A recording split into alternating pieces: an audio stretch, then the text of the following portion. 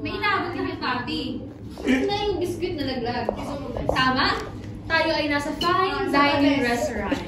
So yung pagka-squatter natin, iwan natin sa bahay.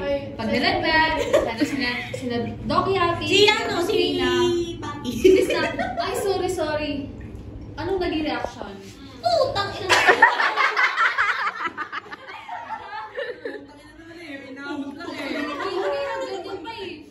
Kinang-ina naman. Nasa restaurant ka naman na si Charles. Kailan pa ako narinig na, Putang sa harap ni Christina? Never.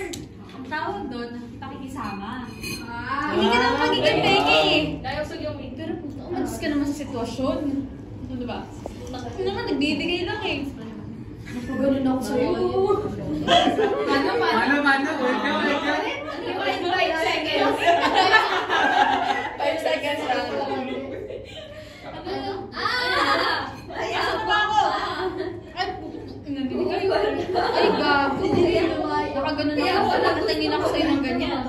Tapos sasabihin mo, ay, sorry. Kaya nga.